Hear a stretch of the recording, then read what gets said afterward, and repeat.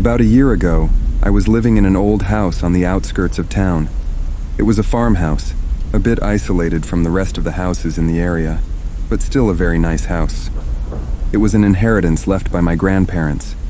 When I got a steady job, I finally decided to move out and put a deposit down on a new house and rent out the old one. I made some renovations and put it up for rent. As soon as I did, one of my friends told me that I could make a lot more money if I rented out on AirBNB. I was skeptical at first, but then I decided to try it out. The first few months were going good. I had a few minor issues with damaged furniture and appliances, but things were mostly fine. One day, the house was booked by what I believed to be a young couple. Most of the time, the house was booked by couples anyway, who wanted a getaway from the noise in the city. There was also a nearby pine forest with nice scenery, and people often went on hikes there. Anyway, the couple booked the house for 2 nights and messaged me that they would arrive sometime in the evening. I had a lockbox set up with the keys inside, so that I don't have to go and hand over the keys every time someone wanted to check in. I gave them the address and code for the lockbox, then messaged them to let me know if there are any issues once they arrive. On the evening of their arrival, I received a message saying that they checked in and everything was in order. It was around 9 p.m. at the time. I was happy that there were no issues and went about my evening. A few hours later, right before I was about to go to bed, my phone buzzed. It was a message from the couple saying that a fuse had blown and the power is out in the house. They asked me if I could come and change the fuse, as they were not comfortable staying in the house without power. It was cold and rainy that night, so I didn't want to leave them without power. I got dressed, got in my car, and started driving to the house. On the way there, my phone buzzed again. It was another message from the couple saying that the roof had started leaking. This was odd, as I had the house renovated recently and regularly checked in on it after people booked it to make sure everything was in order. I told them that I was already on my way and would arrive shortly. When I approached the house, I didn't see any lights on inside, and there were no cars parked out front. I went up to the door and knocked. I waited for a few seconds, but nobody answered. I took out my spare key and tried unlocking the door, but it was already unlocked. I went inside and called out, "Hello? I'm here for the blown fuse." I tried switching on the lights, but there really was no power in the house. I took my phone out and tried calling the couple. Nobody picked up. I used my phone as a torch and went around the house to check if anyone was in there. I checked out all the rooms, but there was no baggage left in the house, except for what looked like a few scattered black empty trash bags in the living room, which were definitely not mine. I went outside and looked at the lockbox, but it hadn't been opened and the key was still inside it. I went down to the basement to look at the fuse box, to see why there was no power. When I looked at it, it appeared that the main switch was off.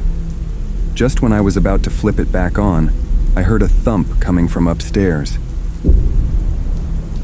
I froze for a second and turned the flashlight on my phone off.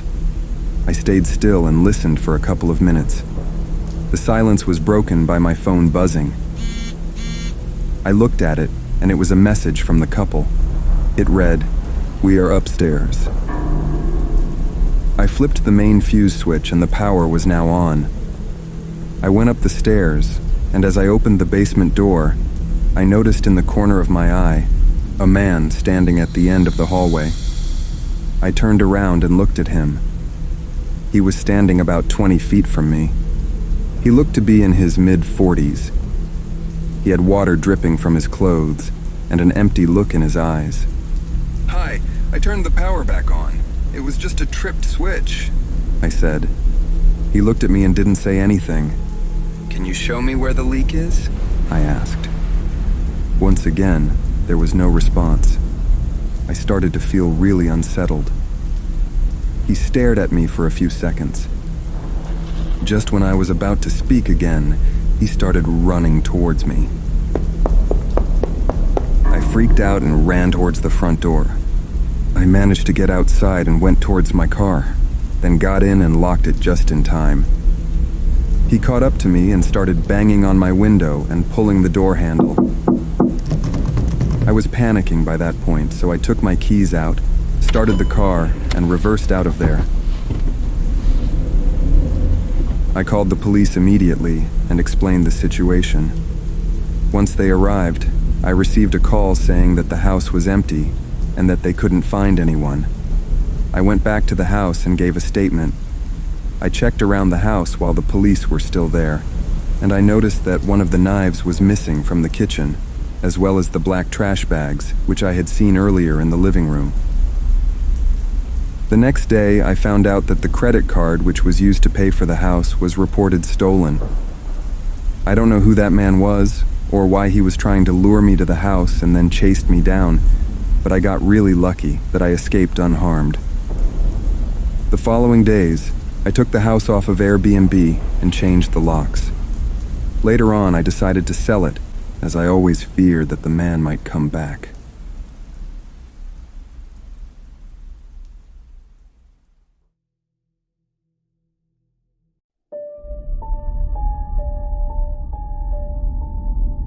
A few years ago, I worked as a store clerk at a large clothing store in my city. I hated the job, so I didn't take it too seriously. Most of the time, I would show up late and get scolded by my boss. One day, he called me into his office and told me that they had to let me go. I was upset at first, but then I felt good and free. I thought I would go on a vacation to unwind. I had never left the state up until then, so I decided to go on a road trip to the Grand Canyon. I lived in Atlanta at the time, and I didn't like driving at night, so I booked an Airbnb in Oklahoma, which was about halfway to the Grand Canyon. This way I could drive the whole day, get some rest, and continue my journey refreshed the next day. I packed my bags and was very excited to get going. The drive to Oklahoma was longer than I had anticipated. I left in the morning at around 7 a.m. I stopped for gas and some food a couple of times and decided to power through and rest at the house I had booked. By the time I got to the Airbnb, it was already around 10 p.m. The neighborhood I was going to stay at for the night was nothing too fancy, just some small houses, but with a good distance between them and a large backyard. When I arrived at the house, I saw light coming through one of the windows. At first, I thought I had arrived at the wrong address, but when I double-checked, it seemed to be the right one. I put in the code for the lockbox to get the key, then unlocked the door and went inside. As soon as I opened the door, I saw a man come out of the kitchen. I got startled because I didn't expect anyone else to be there. "Hi, are you the owner?" I asked. He looked at me with a confused look and said, "No, I am not. I thought that you were the owner." I said that I had booked the house through Airbnb, and he told me that he had also booked it for the same night. I was frustrated, as I had been driving all day, and was looking forward to relaxing for the evening before continuing my drive in the morning. I told him I would contact the owner to sort this mess out, but he said that it should be him to contact the owner, as he had already been in the house a couple of nights and this was his last. He said that if there has been some mistake, he would leave and let me have it. I was relieved and started checking out the house, while the man went back into the kitchen to call the owner. A few minutes later, he came out and said that the owner didn't pick up, so he left him a voicemail. He told me that he has a cousin who lives nearby, and he would go over to his house for the night and sort this out in the morning.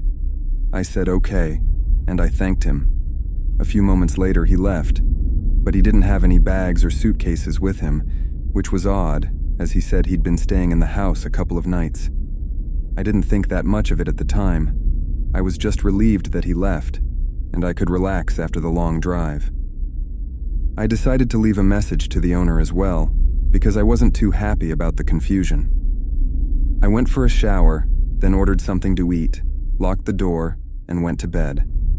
I fell asleep pretty quickly because of how tired I was from the long drive. In the middle of the night, I was awakened by the sound of the front door unlocking. My heart started racing, and I got an awful feeling. I stayed quiet, and a few moments later, I heard footsteps outside my bedroom.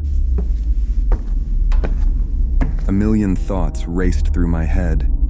There was no reasonable explanation for anyone to be in the house at that time of the night. I grabbed my phone and my car keys, put on my shoes, and quietly snuck out the bedroom window. I went around the house and saw the front door wide open. There were 2 men inside, one of whom was the person I had seen earlier. I quickly got in my car and switched on the ignition. They heard the sound and rushed outside. They looked at me angrily and started running towards my car. I put it in reverse and drove away from there as quickly as I could. They ran after me for a few seconds, but I got away. Once I got to a safe distance away from the house, I took my phone out to call the police. I saw a message from the owner saying that nobody has been in the house for the last few days, and I was the only one who booked it for that night. I got chills going down my spine and immediately dialed 911. By the time the cops went to the house, nobody was there. My backpack, which had my laptop in it, was missing, and my suitcase had been ransacked. Thankfully, I didn't have anything valuable in there, other than my laptop. I don't know what they were going to do had I not left out of the window, and why they chased after my car, but I'm just thankful I got away safely. Needless to say, my road trip was spoiled by this incident, so I decided to head home and see the Grand Canyon another time.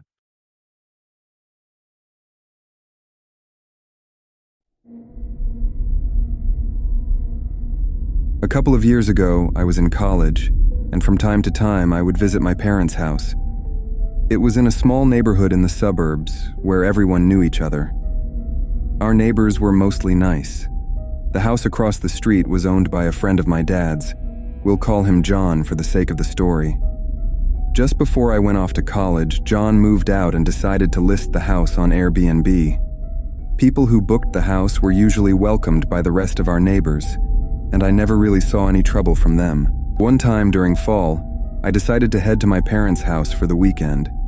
They weren't home at the time, but I had gotten sick of my dorm room and wanted to chill back at the house for a couple of days. I arrived on Friday, a bit later in the evening, as my campus was about 5 or 6 hours away. Upon arriving, I noticed an old car parked in John's driveway. It was a rusty old sedan, which looked like it had seen better days. I assumed that someone had booked the house for the weekend. I parked in the driveway, took my bag out of the trunk, and went inside the house. I was tired from the drive, so I ordered myself a pizza, sat on the couch, and watched Netflix. About an hour after that, I started dozing off, so I decided to go up to my bedroom and go to bed. I got upstairs and went to the window to pull the curtains before I laid in bed, when I noticed someone standing outside of John's house looking through the window. I thought it might be one of the people who booked it, so I didn't pay much attention to them. I went to sleep, and a couple of hours later, I awoke from the sound of someone yelling in the street. I got up, pulled back the curtain, and looked through the window. The front door of John's house was wide open, and there was a woman in the middle of the street yelling that somebody was after her. I took my phone from the nightstand ready to call the police when the woman came to the front door and started banging on it. I got downstairs, went up to the door and said, "Hello, is everything all right?" Please open up! He is after me! I contemplated whether I should let her in, but I didn't want the guilt on my conscience if something had happened to her and I could have helped. I opened the door, she came inside, and I immediately locked it behind her. "What's wrong? Who is after you?" I said. She looked at me with a disturbed look on her face but didn't say a word. I went to get my phone to call the police when I heard a soft knock on the door. I froze in my tracks. Before I could get to my phone, I heard a gun cock behind me. When I turned around, the woman was pointing it at me and said, Open the door, now. I didn't know how to react in that situation, but I didn't want to risk getting shot, so I did what she said. I opened the door and a man came into the house. He started looking around and taking anything valuable he could find, while she held the gun pointed at me. I stood paralyzed, not able to believe what was happening to me. A few minutes later, I heard sirens wailing in the distance. The man and woman looked at each other and ran towards the old car parked in John's driveway. They got in and drove off. I immediately locked the door and dialed 911. The operator said that they had already sent units to that address. One of the neighbors must have called the police while the woman was yelling outside. When they arrived, I explained what happened and gave a description of the man and woman who robbed me. They asked me if I knew the owner of the house across the street, so I gave them John's number. He arrived 30 minutes or so later to give his statement to the police as well. He said that the house had been booked by a young woman, but she canceled her booking the day before, so nobody was supposed to be in there. When he checked his house, it had been robbed as well. The next day, I got a call from an officer saying that they found the old car abandoned not too far from the neighborhood, but they haven't yet found the suspects. It turned out that the car was reported stolen a week before the incident. If this experience has taught me anything, it's to not be so trusting of strangers. I regret letting the woman in that night, but I guess we all live and learn.